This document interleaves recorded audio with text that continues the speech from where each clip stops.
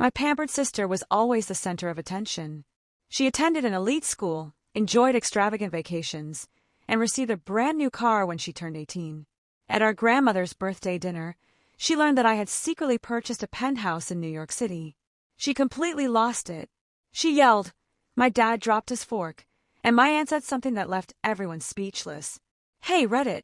Growing up, I didn't have just a sister, I had a princess. At least, that's how my parents treated her. Private schools, designer outfits, lavish trips, a shiny car with a big red bow on her 18th birthday, while I received hand-me-downs and lectures about being grateful. Don't get me wrong, I didn't dislike her. I resented how my parents adored her like she was a rare gem and viewed me as mere packaging. But being overlooked taught me something important. Silence is strong. It teaches you to observe and to create without an audience. While my sister showcased her glamorous life, I was busy working. While she shared beach photos, I was studying. While she boasted about her car, I was making smart investments. I didn't need their attention. I just needed to recognize my own worth. Last weekend, my grandma turned 82, and all she wanted was a family dinner. I knew what to expect. My parents would go on about my sister's latest accomplishments while ignoring mine. But I love my grandma, so I attended. As soon as I entered the restaurant, I heard my sister's voice. Oh my God, you made it. Wow, you actually look decent today. My mother laughed as if it were the funniest thing ever. I offered a polite smile. I was accustomed to it.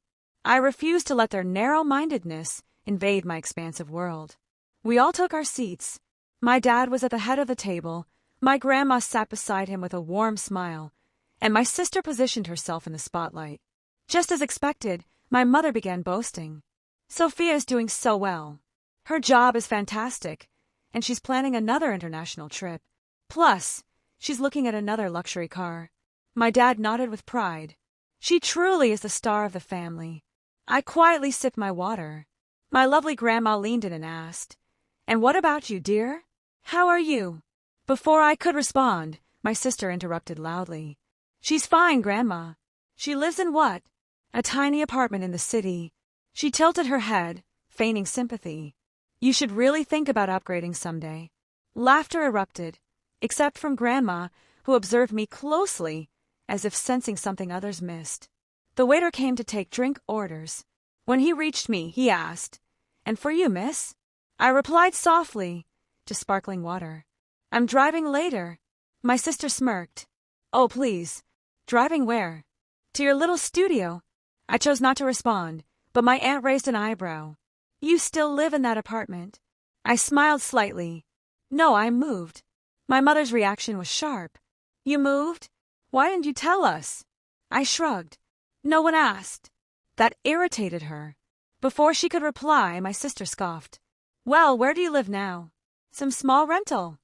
I took a deep breath and said, "Actually, I bought a place." The entire table went still. "You what?" my father asked, stunned. My mother looked shocked, and my sister burst out laughing. "A place? Doing what?" "Clipping coupons." I ignored her. Grandma leaned in closer, smiling warmly. "What kind of place, sweetheart?" I paused and simply said, "A penthouse." The restaurant fell silent. My mother blinked rapidly. My dad dropped his fork. My sister stared at me as if I had sprouted wings. "Penthouse where?" she asked. I looked her straight in the eye. "Manhattan." Her face drained of color. My sister slammed her hands on the table. "How?" My mother hissed. "Lower your voice." "No, I want to know," my sister yelled. "How did she afford that?" "She's not smarter than me. She's not more successful than me." Patrons from other tables began to glance over. My grandmother frowned at my sister. "Sophia," she said sharply, "that's enough." But my sister was spiraling. "She's lying. She has to be lying." I opened my purse, pulled out a small key card, and placed it on the table. My building's key card. My mother grabbed it and gasped.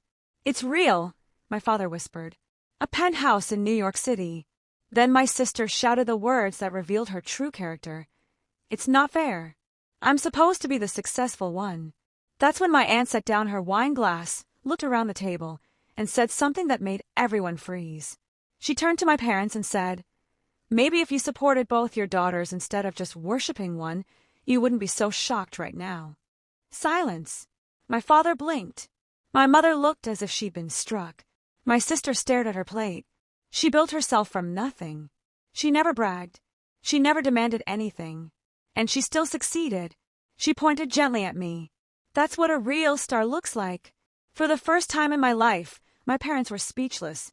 My sister's lip quivered. My grandma reached over and squeezed my hand. I knew you could do it, she whispered. That night, the balance finally shifted. Not out of anger or revenge, but in truth. What transpired after dinner when my sister confronted me outside the restaurant was something no one at that table anticipated. If anyone thought the chaos at Grandma's birthday dinner ended when my sister stormed out, they were mistaken. It was only the beginning. The next day, I woke up to 47 missed calls. My mother, father, spoiled sister, aunt, even my grandmother, all because of that one moment. My aunt had spoken loudly enough for everyone to hear.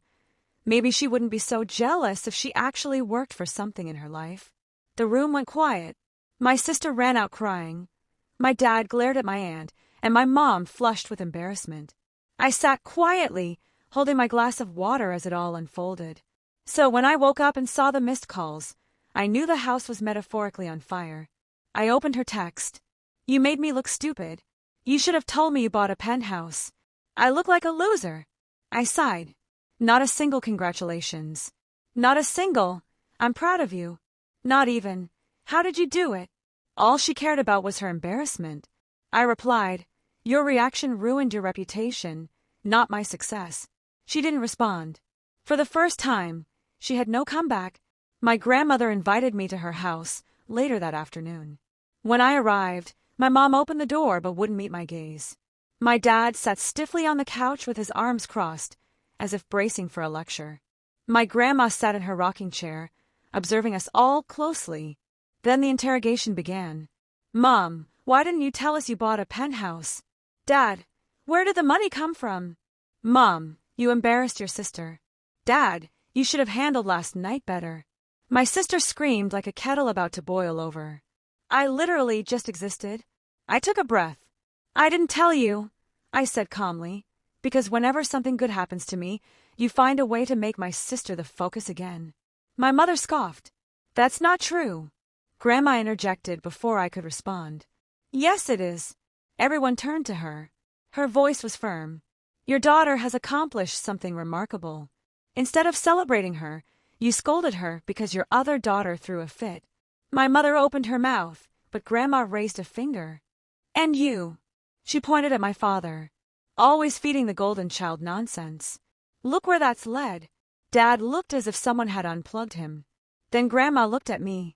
Sweetheart, tell your parents what you confided in me last night. I hesitated, but she nodded gently. It's time. So I shared. I didn't just buy a penthouse. I own 2 investment properties. My tech freelancing business hit 6 figures this year, and I've been quietly planning to start a nonprofit. My mother's jaw dropped. My father's eyes widened. My sister, listening from the hallway, gasped dramatically. My mother finally whispered, How? I shrugged. By working, saving, and focusing on myself, not waiting for anyone to hand me anything. My grandmother burst into tears of pride. I always knew she'd do it, she said. She took the least and made the most. My sister burst into the living room, her mascara running, hair unkempt, still in her pajamas. She pointed at me like a prosecutor. You humiliated me. You made me look like a spoiled brat who never accomplished anything. I looked at her softly. You did that yourself. She trembled with rage. You've been doing all this behind my back. Grandma clapped her hands sharply. That's because when she tries to share good news, you interrupt and make it all about you. My sister's mouth dropped open. Mom attempted to defend her. Well, she just wants attention. Grandma cut her off.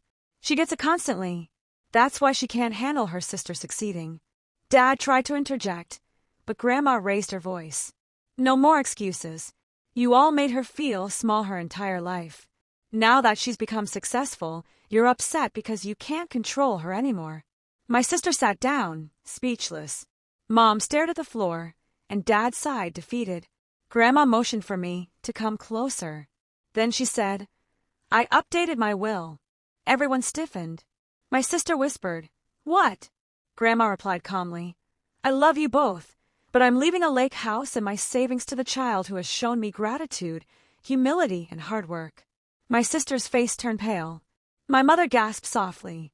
My father sighed deeper this time. Then Grandma turned to me with gentle eyes. "You've earned your blessings, and you'll use them wisely." I hugged her tenderly. My sister stormed out, followed by my parents. Grandma rocked slowly in her chair and whispered, "You handled all this with grace. I'm proud of you." Tears filled my eyes. For the first time in years, I felt truly seen. That night, my sister posted dramatic quotes on social media. My mother sent me lengthy texts about family unity. My father just sent a single message, "I'm sorry." And honestly, that was enough. I wasn't competing with my sister anymore. I didn't need approval. I wasn't the forgotten daughter. I was simply myself, successful, independent, unapologetic, and the girl who bought a penthouse. She finally claimed her place at the table, but this time, no one could push her away.